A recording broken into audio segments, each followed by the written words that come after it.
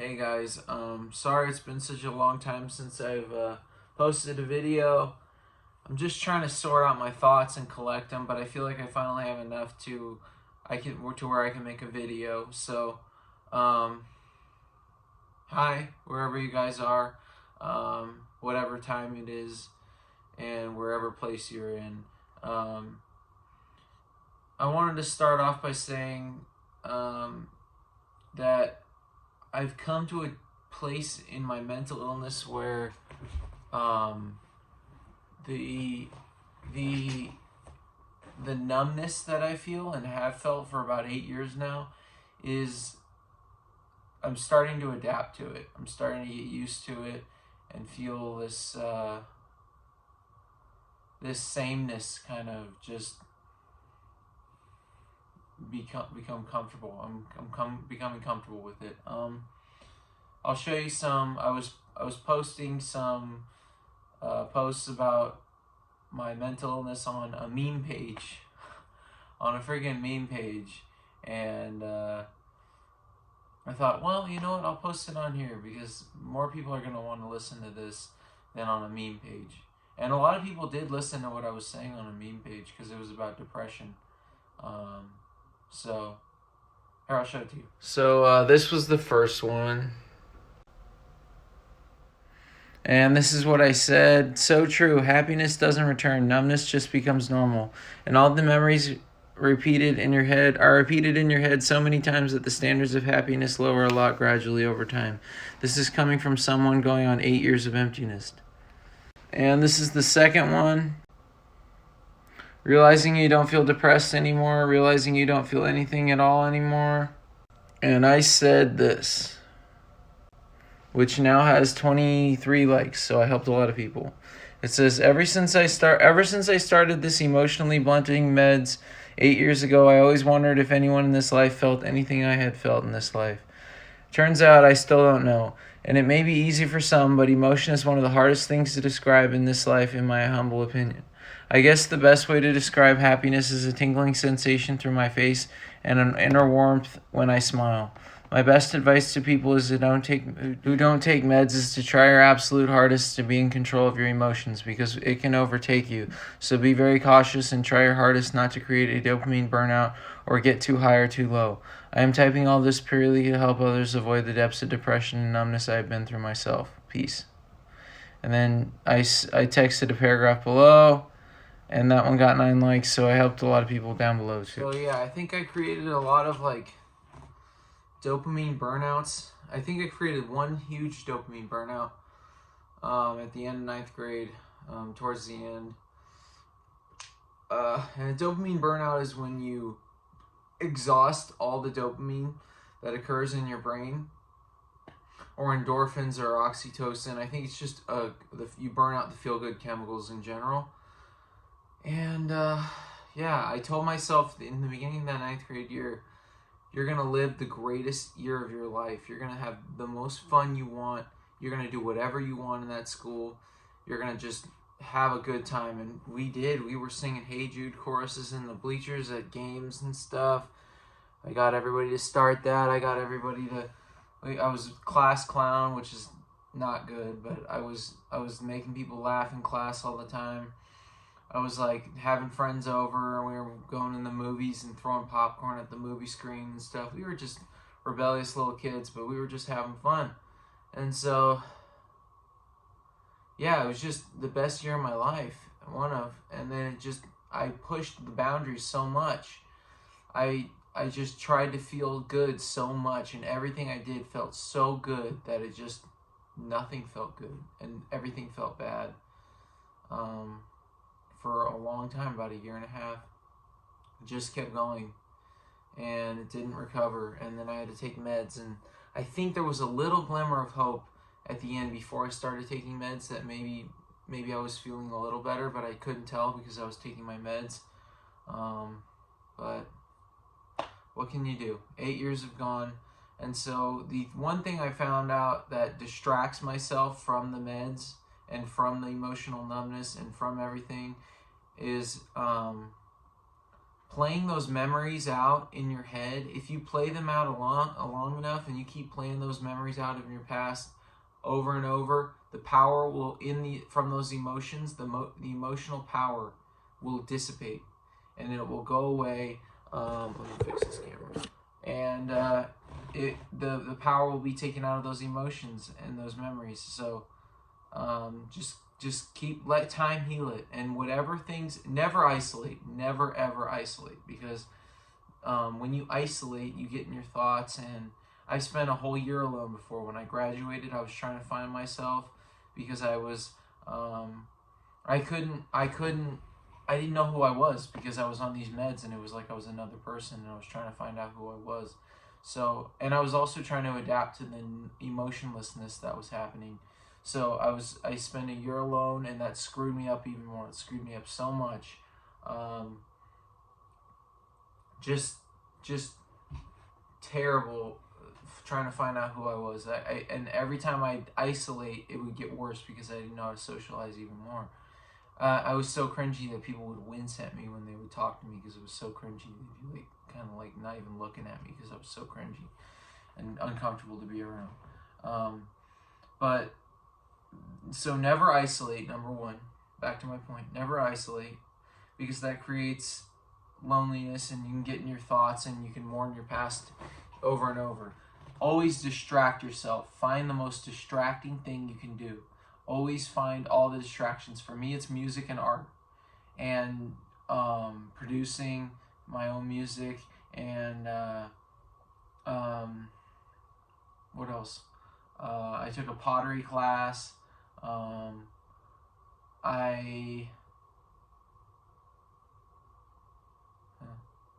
decked out my room. I recreated my room to look really nice. Just keep yourself distracted at all times, as long as you can, for however long you can, because those distractions distract you from the numbness, and it kind of slowly replaces your happiness, I feel like, and you even out, you kind of level out with that distraction. So to anyone who's feeling anhedonia, those are my words to you. That's my advice. And I know a lot of people in my little subscribers list are feeling a lot of anhedonia and a lot of numbness of emotion. They don't feel that emotion anymore. So these meds are very emotionally blunting for some people. For a lot of people, as far as I'm concerned. From my experience in talking to people and reading forums online, a lot of these things are numbing to people. So just keep fighting. That's all I can say. And if you eventually, God forbid you do this, but if you eventually get to a point where you feel like you don't need the meds anymore, I would say, like I'm doing, I'm going off them very slow, and I'm doing them in a very, very, very slow process. Like I've been on 9 milligrams of Abilify for like 6 months now, and I'm gonna go down to 8 pretty soon if I do really good. So I'm just going down by 1 milligram increments, just 1 milligram increments, and never, always talk to your psychiatrist about it. Never play doctor, because that's terrible to do. Make sure you have a good psychiatrist, and if you're ever feeling like it's life or death, take the meds. Just please take the meds. Don't feel like, if you're feeling like, well, I could die because I'm emotionally unstable, and if I go off the meds, then I'll die, then take them. Take them. If it's life or death, take them. And if you've been unstable in the past, stay on the meds, because until you feel like you're 100% ready to slowly go down.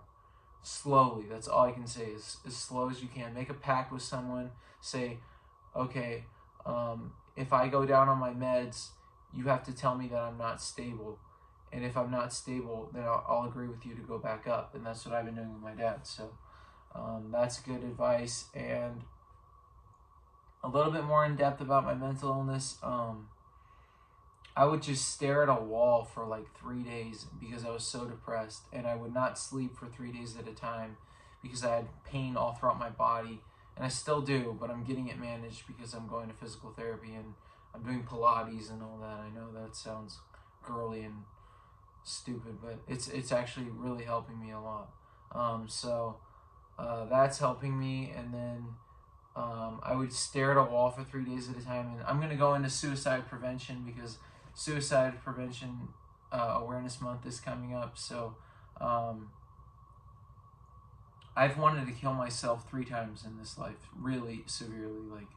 One time I was trying to drown myself when I was in the 8th grade. I tried to fill the bathtub with water and fill my lungs up with water and kill myself.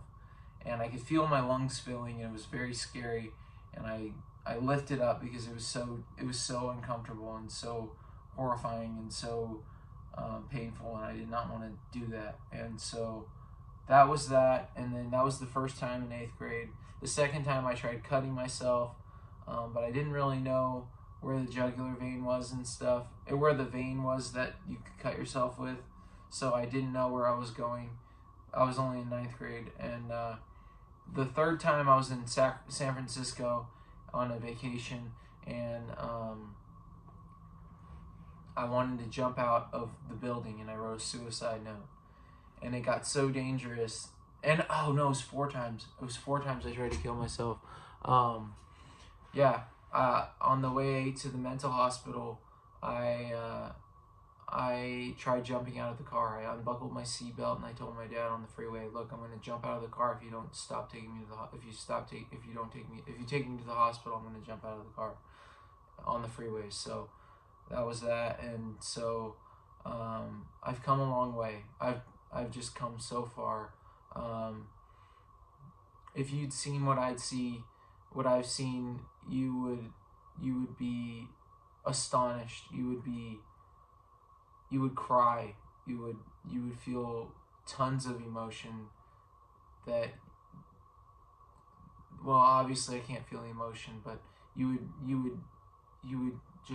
wouldn't be alive, I don't think. I'm a strong person. I feel like I've survived a lot, and I've had other close calls. I've had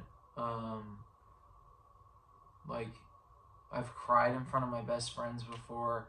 And this one guy, I'm not going to name any names for privacy, but he was my best friend in the 9th grade, and I will never forget him.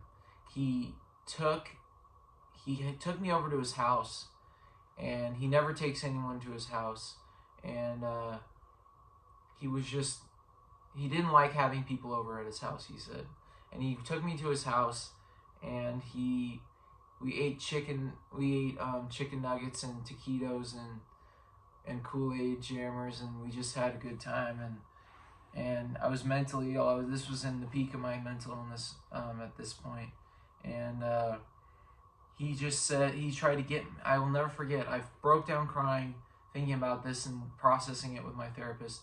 He said he was trying to get my Facebook password just so he could change my Facebook, because my Facebook was a wreck. It had weird images on it and stuff that didn't make any sense. And he just wanted to get a Facebook password so I could just change my Facebook and look approachable to people to make friends. And I'll never forget that. And I've broken down crying just thinking about that and processing it, and how nice he was and how sincere. He goes, "Matt, this is a really good photo of you. You should post this on your Facebook." And he'd go, "Here, let me just have your password really quick." And I was not making any sense. I would change the subject and I was not making any sense at that time. And he goes, "Well, oh, that's really interesting." And he'd process things with me. And then he'd say, "If I could just have your Facebook, Matt, if I could just have your Facebook password." And he was just trying to get that one Facebook password to help me. Another thing that was really cool was, he was the only friend that ever stuck with me through my mental illness all the way through.